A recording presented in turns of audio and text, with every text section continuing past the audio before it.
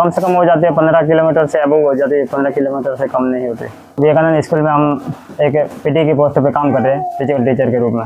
हम लोगों ने जब प्रैक्टिस शुरू की थी, नदी नाले पहाड़ और रोड रनिंग और ग्राउंड हर जगह हमने प्रैक्टिस करी है। ये सर असम से मिले और ज़्यादा ये मैंगलोर आंध्र प्रदेश इस साउथ वाले भाग में इधर ज़्यादा खेले हमने।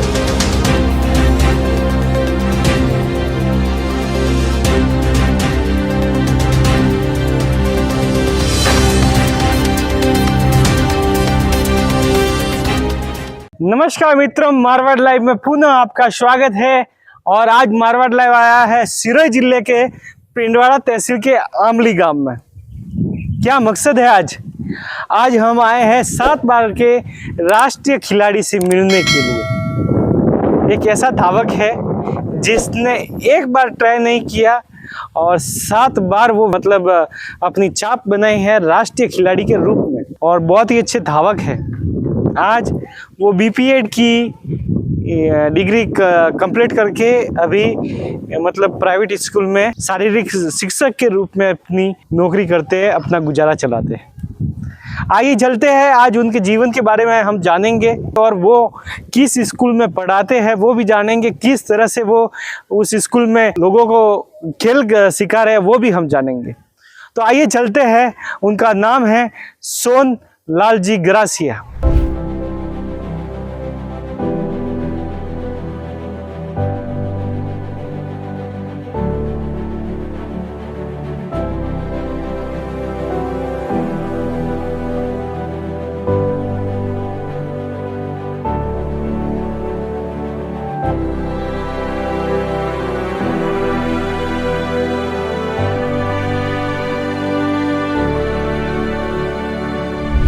तो दोस्तों, जिनके बारे में मैं बात कर रहा था, 7 बार राष्ट्रीय खिलाड़ी रह चुके हमारे सोनलाल जी ग्रासिया, ये सिरोही की धरती पर है और सिरोही के तहसील पिंडवाड़ा तहसील में आमली गांव में। कहते हैं कि हीरा हमेशा कोयले की खदानों में मिलता है और हीरे की परख हमेशा जौहरी ही करता है। तो आज मारवाड़ लाइव एक जौहरी के रूप में आया है और इस हीरे को जानने के लिए आया है। इस हीरे की पूरी जीवनी के बारे में हम जानकारी लेने के लिए आए। नमस्कार सोनलाल जी, कैसे हो? नमस्कार सर। कैसे शुरुआत हुई इस राष्ट्रीय खिलाड़ी के जीवन में? उसने कैसे सोचा कि मैं कुछ कर सकता हूँ? जैसे आप धावक के रूप में भी आपने राष्ट्रीय अवार्ड जीता है, और किस किस खेल में जीता है वो भी हमें बताइए।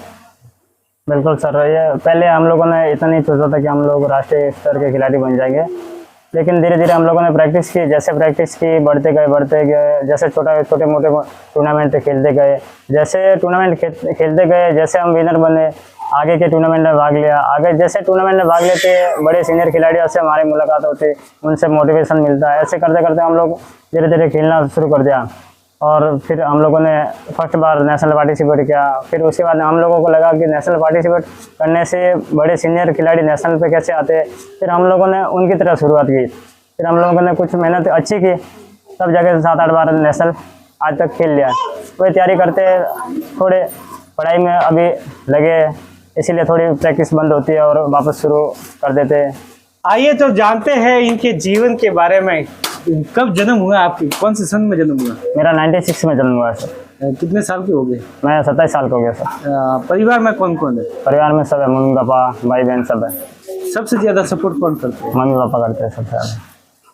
तो उनको मालूम है कि आप राष्ट्रीय लेवल की तैयारी कर चुके हैं और अवार्ड हासिल करने के लिए जा रहे हो? जब प्रथम बार जा रहे थे तब तो उन्होंने कैसा रिएक्ट किया था? उन्होंने बोल दिया था कि जाओ बेटा, अच्छे से खेल कर आ जाओ, अब हमारी दुआ है साथ में, आप जीत जाओगे, इस तरह से। अच्छा, तो उसके बाद आपने लगातार 7 बार मतलब राष्ट्रीय अवार्ड जीता हो। उसके बाद हम लोगों ने रेगुलर कंटिन्यू 7 बार नेशनल खेलने के बाद हम लोग उदयपुर आए और कंटिन्यू 2-3 साल उदयपुर रहे, बीपीएड वगैरह वहाँ से की। उसके बाद हम पीटी की तैयारी में लगे और एग्ज़ाम देके हम लोग यहाँ पिंडवाड़े में आ गए और पिंडवाड़े में आकर हम लोगों ने स्कूल ज्वाइन किया। अभी विवेकानंद स्कूल में हम एक पीटी की पोस्ट पे काम कर रहे हैं, फिजिकल टीचर के रूप में। तो आपकी पढ़ाई कहाँ पर हुई? पढ़ाई मेरी विवेकानंद स्कूल से 12th पास हूँ और गवर्नमेंट कॉलेज सिरोही से कॉलेज हुई और मेरा बीपीएड हुई उदयपुर से महाराणा भोपाल यूनिवर्सिटी। बीपीएड का ख्याल कैसे आया? और सर जैसे स्पोर्ट्स में खेलते गए और हम लोगों को एक सर मिले आप रूट से सतीश वैष्णव करके हमारे कोच साहब हैं, उन्होंने फिर धीरे धीरे हमारे को स्पोर्ट्स में आगे बढ़ाया और फिर उन्होंने बोल दिया कि बेटा बीपीएड कर दो, इसमें हम फिजिकल टीचर बनेंगे और स्पोर्ट्स में बच्चों को आगे बढ़ाएंगे। इस तरह से फिर हम लोगों ने बीपीएड करी। तो मतलब जो 7 बार आपने राष्ट्रीय अवार्ड हासिल किया है उसमें सब खेल अलग अलग है कि एक ही है? नहीं, वो हमारा एथलेटिक्स इवेंट है, उसमें 5 किलोमीटर 10 किलोमीटर और 21 किलोमीटर ये मेरे इवेंट है। इन इवेंट में मैंने पार्टिसिपेट किया है नेशनल टूर्नामेंट में। आप अपना आदर्श किसे मानते हो? मैं मेरे कोच साहब को मानता हूँ, सतीश वैष्णव सर। अच्छा, जी। और जीवन में और प्रेरक?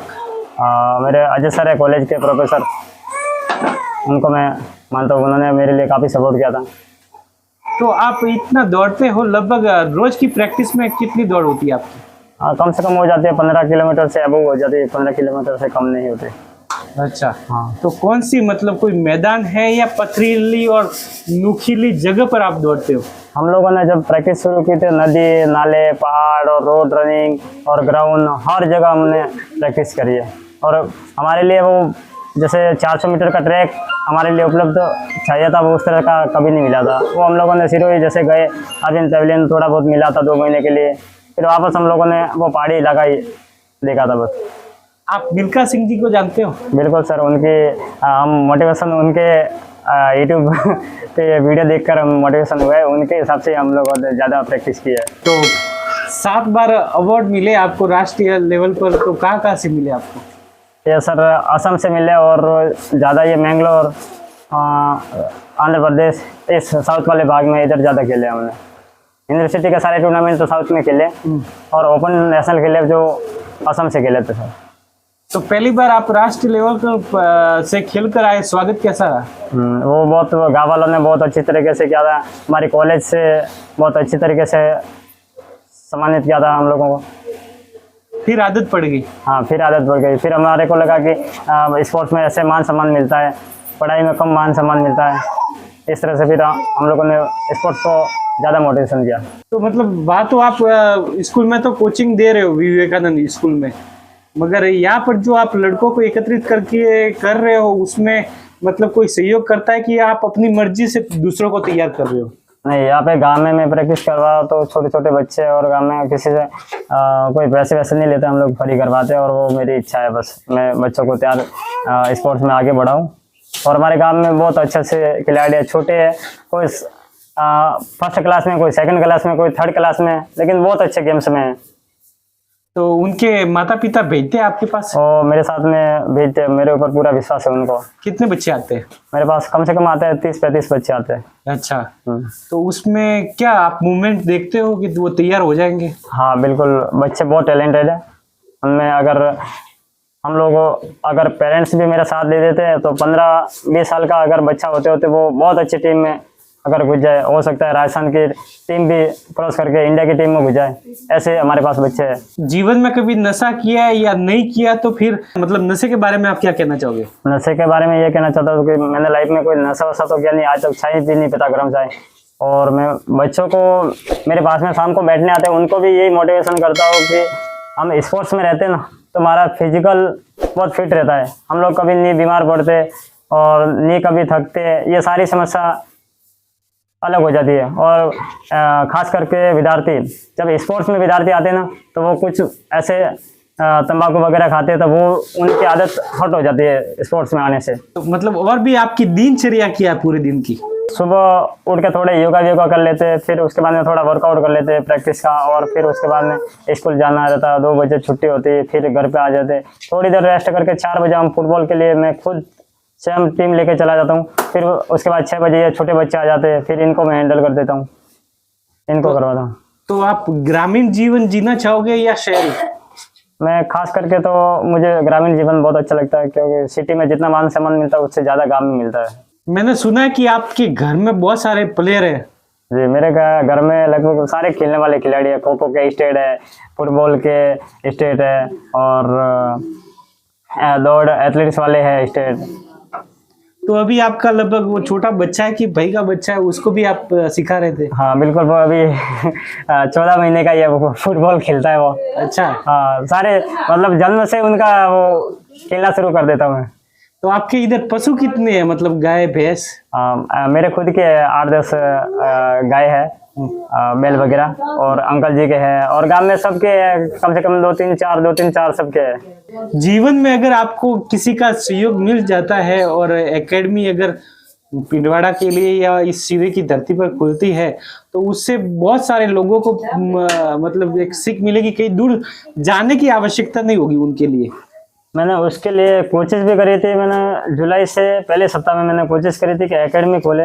मैंने मेरे साथी दोस्त थे, नेशनल खिलाड़ी थे, तो उनसे भी मैंने बात करी, लेकिन थोड़ी मैदान की व्यवस्था नहीं थी। इस वजह से उन लोगों ने भी मना किया कि बिना मैदान हम लोग कुछ कर नहीं पाएंगे, ऐसे बिना फालतू के बच्चों को ख़राब करके रखेंगे। इस वजह से मैंने वो कैंसिल करा था। और रोड रनिंग करवाने से सारे घुटने वगैरह ख़राब हो जाता है, लिगामेंट टूट जाते हैं, फिर ये सारी दिक्कतें आ जाती है इस वजह से। आइए चलते हैं इनके स्कूल की ओर। स्कूल में किस तरह से ये बच्चों को शिक्षा दे रहे हैं और किस तरह से इनके जो प्रिंसिपल सर है अनित जी, उनके साथ भी हम बात करते हैं। जैसा कि सोहनलाल जी ने हमें बताया कि वो विवेकानंद जी स्कूल से पढ़े हैं, तो आइए चलते हैं उनके प्रिंसिपल से आज हम रूबरू होते हैं। अनित जी रावल है, तो चले उनसे बात करते हैं। नमस्कार जी। नमस्ते। तो आज हम जानने के लिए आए हैं सोहन जी के बारे में, उनके बारे में कुछ बताइए आप। सोहनलाल मेरा विद्यार्थी रहा है और इस विद्यालय में 9वीं से 12वीं तक उसने आज से 10-12 साल पहले अध्ययन किया था। बहुत ही मेधावी और बहुत होनहार बालक है। गरीबी के जीवन स्तर से वो आदिवासी बालक ने हिम्मत करके यहाँ एडमिशन लिया था और विद्यालय ने पूरा सहयोग करके उसको हमेशा आगे बढ़ाने के लिए काम किया। तो एक अच्छे धावक के साथ में, एक अच्छा एथलीट और अच्छा खिलाड़ी के साथ में उसने पढ़ाई भी बढ़िया तरीके से की थी। और खुशी की बात यह है कि उसने अपनी पढ़ाई को जारी रखते हुए विद्यालय ही नहीं, सिरोही जिले का नाम रोशन किया। वो 7 से 8 बार जो है नेशनल क्रॉस कंट्री में भाग लिया। वो लंबी दूरी का 5000 और 10,000 का धावक है। और बीपीएड करने के बाद में इस वर्ष जब वो मेरे पास में आया कि सर मैं इस विद्यालय में सेवाएं देना चाहता हूं, तो बड़ी खुशी के साथ में और बड़े गर्व के साथ में हमने उसको यहाँ एज ए पीटीआई पोस्टिंग दिया है।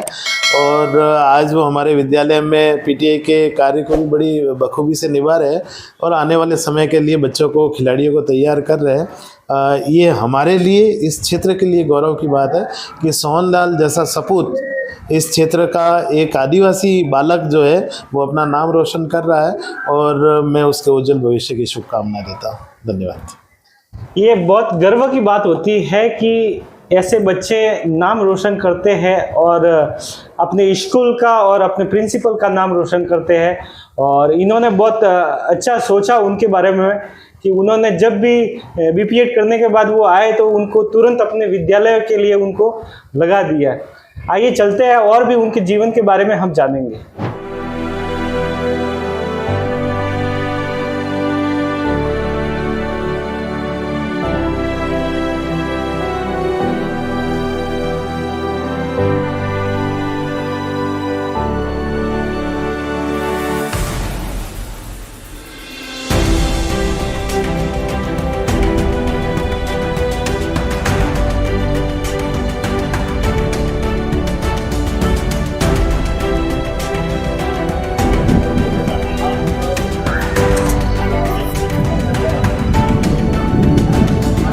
तो अभी हमने देखा, तो आप जिस स्कूल में पढ़े हो उस स्कूल में शारीरिक शिक्षक के रूप में आप अपनी कार्यभार संभाले हुए हो।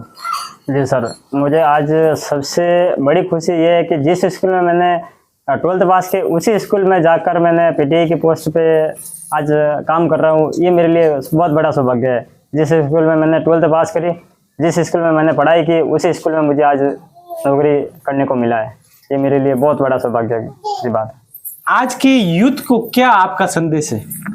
मैं आज के यूथ को ये संदेश दे रहा हूँ कि हम लोग शिक्षा ले रहे हैं, पढ़ाई के साथ साथ में अगर हम स्पोर्ट्स में जाते हैं ना, तो स्पोर्ट्स में हम लोगों का शरीर ये फिजिकल फिट रहता है, ताकि हम लोग कुछ अलग कर सकते हैं। जैसे स्पोर्ट्स वाले बालक बालिका कुछ खेलते हैं स्पोर्ट्स, तो उनका शरीर एक अलग तरीके का रहता है, वो बहुत एक्टिव रहते हैं। और एक पूरे दिन पढ़ने वाले बालक है, वो उनका एक शरीर बिल्कुल ढीलापन ऐसे इस तरीके से रहते हैं, फिर वो मानसिक एक बीमार पड़ जाते हैं। चलिए दोस्तों, तो अभी हम इनके गांव के जो लड़के तैयार हुए हैं, जो बालिकाएं है, उनके साथ हम बात करेंगे क्या किन किन खेलों में वो आगे बढ़ रहे हैं, कैसा सिखा रहे हैं ये, वो सब हम देखेंगे और इनकी भी दौड़ देखेंगे और उनको भी हम देखेंगे। ये 2018 में असम में नेशनल टूर्नामेंट पार्टिसिपेट हुआ था ओपन कैटेगरी में, तो उसमें ये हमारे को मान सम्मान के रूप में दिया था। चलो चलो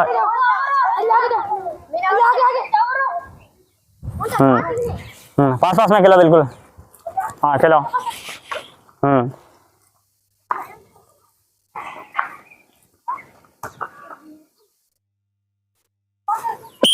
आते लोगो बेटा ओटा ठहरो करो।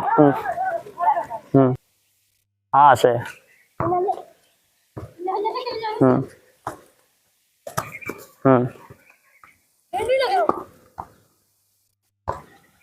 Very good. हाँ मार बेटा जोर से। हाँ मार। हाँ वेरी गुड।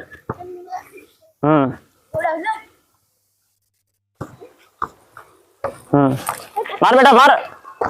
हाँ वेरी गुड। मार किक मार किक मार। हाँ वेरी गुड। हाँ रोक बेटा।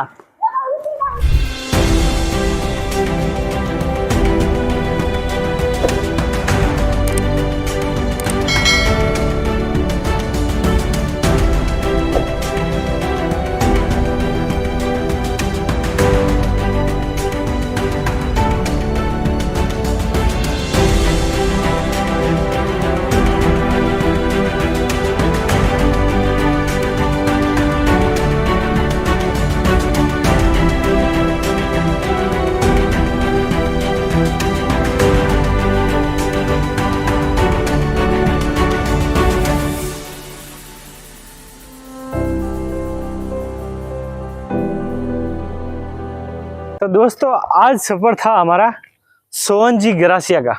मैंने आपको बोला ना कि हमेशा हीरा कोयले की खदानों में मिलता है और उसकी परख हमेशा जौहरी करता है, और मारवाड़ लाइव एक जौहरी के रूप में काम कर रहा है। ऐसे बहुत सारे जो नगीने हैं हमारी इस मारवाड़ की भूमि में, उसको खोज कर निकालेंगे और उनके मतलब उनकी तपस्या, उनके अनुभव को हम मारवाड़ लाइव के माध्यम से लोगों तक लेकर आएंगे, ताकि लोग भी इनसे प्रेरणा ले और ऐसे व्यक्तित्व को और भी अच्छा कार्य करने के लिए प्रेरित करें कि आज सोहन जी गरासिया कर सकते हैं तो हम क्यों नहीं कर सकते हैं।